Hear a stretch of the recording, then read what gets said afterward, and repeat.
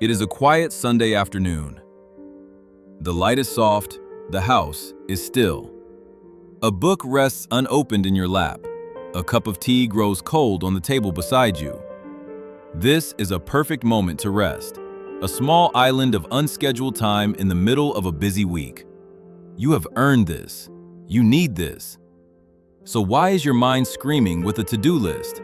Why is there a buzzing, anxious energy in your chest, a feeling that you are somehow failing simply by being still? If this experience resonates, you have likely asked yourself a quiet, persistent question. Why do I feel so anxious and guilty when I try to rest, as if I am failing at the very task of being productive? This feeling can be deeply confusing. It feels like a fundamental flaw, a personal inability to switch off. But what if this guilt is not a sign of your brokenness?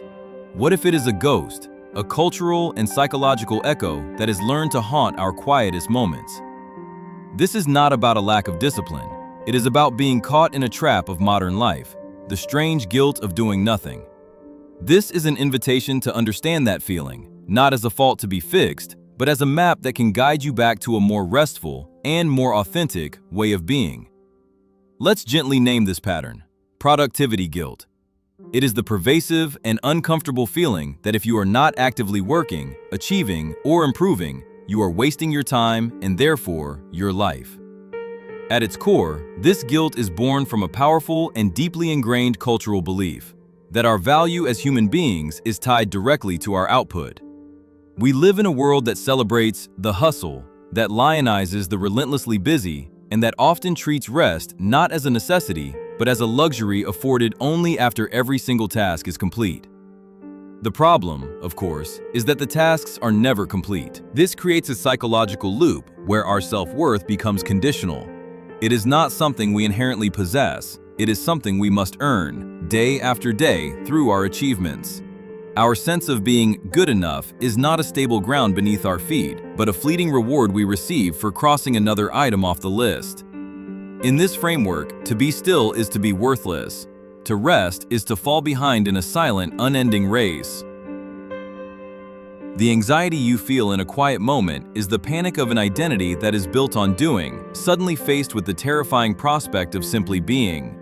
This pattern is not just a mental habit, it becomes wired into our very nervous system. Our bodies and brains can become accustomed, even addicted, to the neurochemistry of stress. The low-grade hum of cortisol and adrenaline that accompanies a busy day can become our baseline state. When we try to step off this hamster wheel and enter a state of calm, the sudden absence of these stress hormones can feel deeply unsettling. A nervous system trained for constant motion can interpret the stillness of rest as a threat. It asks, "Where is the danger? What am I missing?" This is not a conscious thought, but a deep physiological alarm. Laziness feels unsafe. The quiet feels like a warning. This anxiety is often intertwined with a pattern of perfectionism. The perfectionist's work is never truly done because the standard of perfect is always just out of reach.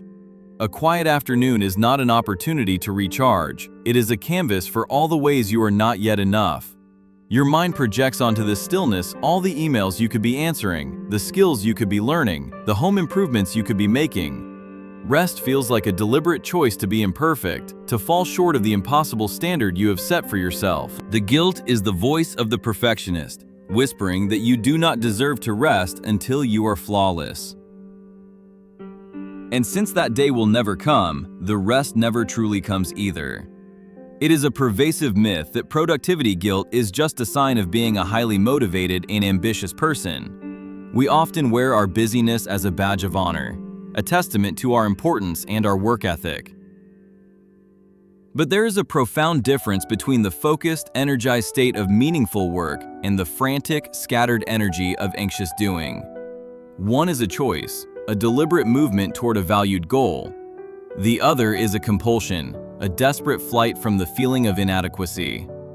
This guilt is not a motivator, it is a thief.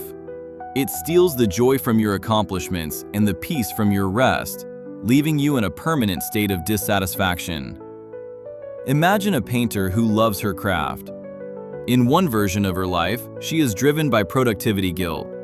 She spends her weekend frantically trying to finish 3 canvases at once. She feels a constant pressure to produce, to post her work online, to meet an imaginary quota. She finishes the weekend exhausted, and her joy in painting has become a source of stress.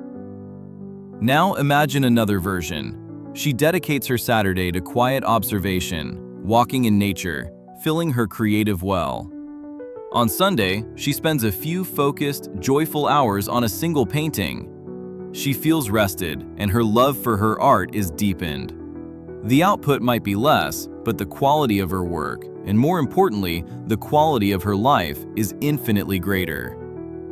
So, how do we begin to gently step out of this trap? It does not begin with forcing ourselves to relax, which often just becomes another task to fail at. It begins with the simple, radical act of observation. One of the most powerful practices is to schedule a small, non-negotiable appointment with yourself to do nothing. This might sound absurd, but it is a profound act of rebellion against the cult of productivity. Put 10 minutes in your calendar, title it "Sit" or "Look out the window." When the time comes, your only task is to honor that appointment. Sit down and do nothing. Your mind will likely scream with guilt. It will present you with a list of all the urgent things you should be doing. Your body might feel restless, agitated. The practice is not to fight these feelings.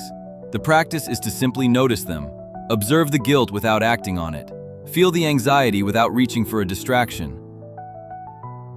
You are teaching your nervous system, one small moment at a time, that it is safe to be still. You are proving to yourself that the world does not collapse when you are not holding it up.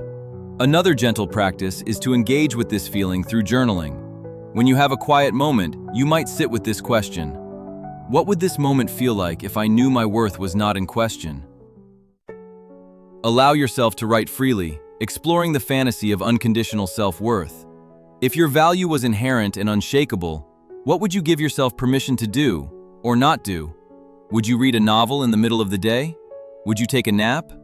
Would you simply sit and listen to the sounds outside your window? This is not about building a new to-do list of leisure activities. It is about connecting with the part of you that exists beyond your accomplishments. It is an exercise in remembering the truth that you were worthy of love and rest long before you ever had a resume. The journey away from productivity guilt is a quiet and personal revolution. It is the process of unlearning a lifetime of cultural and personal conditioning that has told you your value is external. It requires a profound shift in perspective, a reframing of rest not as the opposite of work, but as its essential and sacred foundation. It is the fallow field that allows for future growth. It is the exhale that makes the next inhale possible. To choose stillness in a world that screams for your constant motion is an act of deep self-respect. As you move through your days, you may start to notice the subtle voice of productivity guilt whenever you pause. Do not fight it. Do not judge it. Simply see it for what it is, an old echo, a ghost from a culture of busyness. It is not your truth. Your truth is that you are a human being, not a human doing. Your worth is not measured in tasks completed, but in the depth and quality of your presence, both to the world and to yourself. What if stillness is not emptiness? What if it is a space of profound fullness, a quiet homecoming to the person you are when you are not trying to be anything at all?